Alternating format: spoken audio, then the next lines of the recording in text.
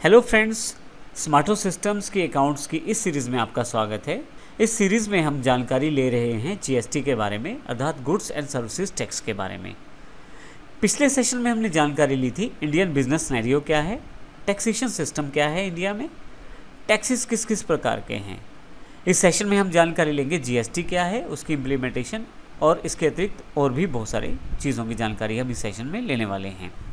लेकिन आगे बढ़ने से पहले मैं आपको बता दूं कि यदि आपने हमारा चैनल अभी तक सब्सक्राइब नहीं किया है तो इसे सब्सक्राइब अवश्य कर लें, क्योंकि हम यहाँ पे जीएसटी से रिलेटेड सभी तरह के क्वेश्चंस के आंसर आपको उपलब्ध करवाने वाले हैं, वो भी प्रैक्टिकल एग्जांपल्स के साथ। तो आइए शुरू करते हैं इस सेशन में। जीएसटी आखिर है क्या और भारत में इसको इम्प्लीमेंट किस प्रकार से किया जाएगा। जैसा कि हम पिछले सेशंस में जानकारी ले चुके हैं कि सेंट्रल गवर्नमेंट के अलग तरह के टैक्सेस हैं, स्टेट गवर्नमेंट के अलग तरह के टैक्सेस हैं। दोनों तरह के टैक्सेस यदि आप मैन्युफैक्चरर हैं, ट्रेडर हैं या सर्विस प्रोवाइडर हैं, किसी न किसी लेवल पे आपको देने पड़ते हैं। परंतु जीएसटी आने के बाद ये सब चीज़ें आसान होने वाली हैं, क्योंकि पहले से हमारे पास 15 से ज़्यादा टैक्सेस हैं और अलग अलग तरह की फॉर्मेलिटीज़ हैं अलग अलग तरह के टैक्सेस सिस्टम के लिए। जीएसटी आने के बाद ये बहुत ही आसान हो जाएगा, क्योंकि सभी तरह के टैक्सेस को मिला के एक बड़ा टैक्स अर्थात जीएसटी बना दिया गया है।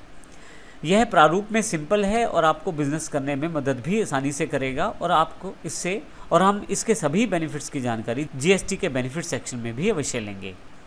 लेकिन अभी बात करते हैं हम यहाँ पे जीएसटी से पहले। यदि आप देखें हमारे पास यहाँ पे सेंट्रल गवर्नमेंट काफ़ी तरह के टैक्सेस हमारे ऊपर लगाती है, जिसमें custom duties, central excise, service tax, surcharge इत्यादि रहते हैं।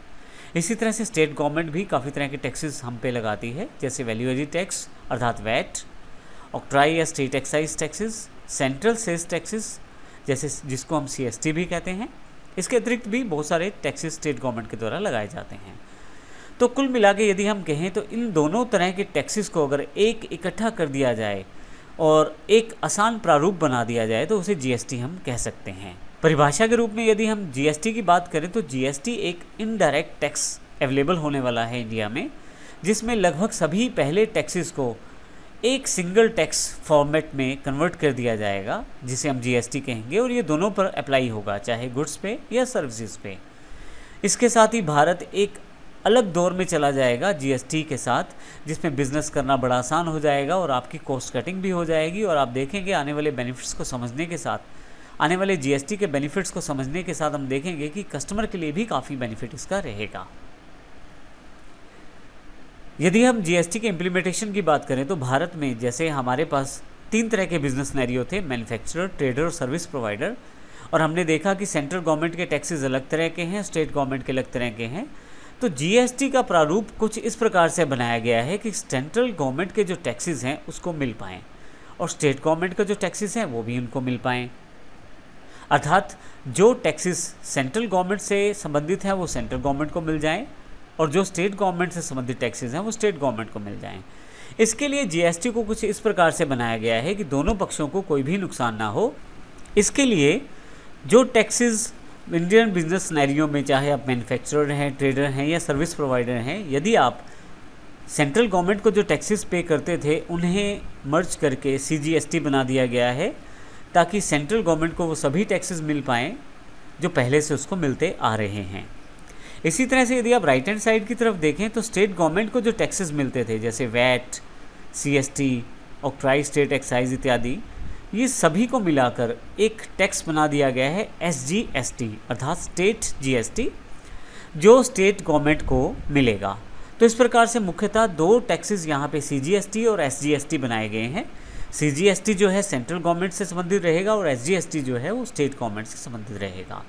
परंतु यहाँ पे एक तीसरा भाग भी बनाया गया है, आईजीएसटी इंटीग्रेटेड जीएसटी, जो कि दोनों में बांटा जाएगा।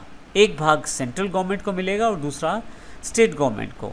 अर्थात ये मुख्यतः उन डीलिंग से संबंधित रहेगा जो इंटर स्टेट डीलिंग्स रहती हैं, उसके ऊपर आईजीएसटी लगाया जाएगा। इसका अर्थ ये हुआ कि बहुत सारे टैक्सेस की जगह पर एक ही टैक्स लगाया जाएगा जीएसटी के रूप में, जिसके 3 भाग रहेंगे। सीजीएसटी, जिसमें सेंट्रल गवर्नमेंट से संबंधित टैक्सेस को लगाया जाएगा और जो सीजीएसटी टैक्स इकट्ठा होगा वो सेंट्रल गवर्नमेंट को पे करना होगा।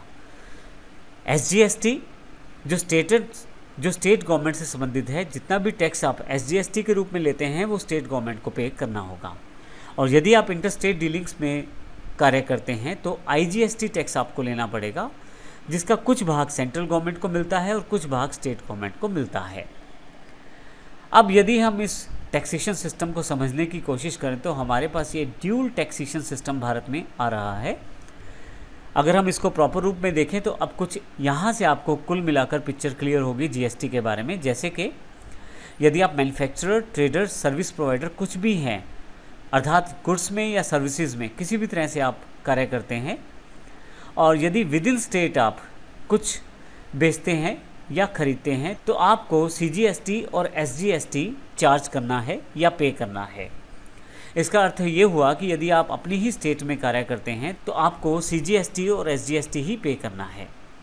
परंतु यदि आप किसी दूसरी स्टेट में कार्य करते हैं तो इस केस में आप CGST और IGST चार्ज करते हैं। और यहाँ पे यदि आप इसको पूरी तरह से समझने की कोशिश करें तो मुख्यतः दो तरह से ही आप बिजनेस करने वाले हैं, या तो अपनी स्टेट में या दूसरी स्टेट में। दोनों केसेस में CGST तो लगना तय है, परंतु यदि आप अपनी स्टेट में बिजनेस करते हैं तो वहाँ पे लगे हुए टैक्सेस अपनी स्टेट के गवर्नमेंट को जाते हैं, 10 स्टेट गवर्नमेंट को जाते हैं, इसलिए वहाँ पे SGST लगाया जाता है।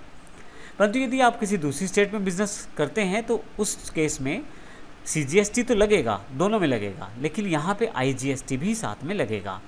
IGST का कुछ शेयर सेंटर को जाता है और कुछ शेयर जो होता है वो उस राज्य को जाता है जिससे आप डीलिंग करते हैं। तो इस तरह से हमने देखा यहाँ पे ड्यूल टैक्सेशन सिस्टम है, एक बार में 2 टैक्स का सिस्टम है। चाहे आप अपनी स्टेट में कार्य करें, अपनी स्टेट में कार्य करने पर भी 2 टैक्स लगेंगे, CGST और SGST। चाहे आप दूसरी स्टेट में कारोबार करें, उसमें भी 2 टैक्स लगेंगे, CGST और IGST। तो इस प्रकार से हमने देखा हमारे भारत में अब ड्यूल टैक्सेशन सिस्टम शुरुआत होने वाली है, जिसमें पहले से काफ़ी सारे टैक्सेस को हटाकर केवल 2 टैक्सेस को ही इम्पोज किया जाएगा और उसी को ही आपको पे करना है as a manufacturer, as a trader, as a service provider. तो इस सेशन में हमने सीखा GST क्या है, भारत में GST को किस प्रकार से इम्प्लीमेंट किया जाएगा और ड्यूल टैक्सेशन सिस्टम किस प्रकार से भारत में लागू होना है। GST एक ड्यूल टैक्सेशन सिस्टम में लागू होगा तो हमने उसको भी सेशन में समझा है। तो यहाँ मैं आपको जाने से पहले ये ज़रूर बता दूँ कि यदि आपने हमारा चैनल सब्सक्राइब नहीं किया है तो अवश्य कर लें, क्योंकि हम काफ़ी सारे एग्जाम्पल्स GST के यहाँ लाने वाले हैं। सभी GST की बारीकियों को हम यहाँ डिस्कस करेंगे ताकि GST से संबंधित सभी क्वेश्चंस का जवाब आपको मिल पाए। इसके लिए आपको केवल सब्सक्राइब करना है और हमारे वीडियो आप तक पहुँचते रहेंगे। धन्यवाद।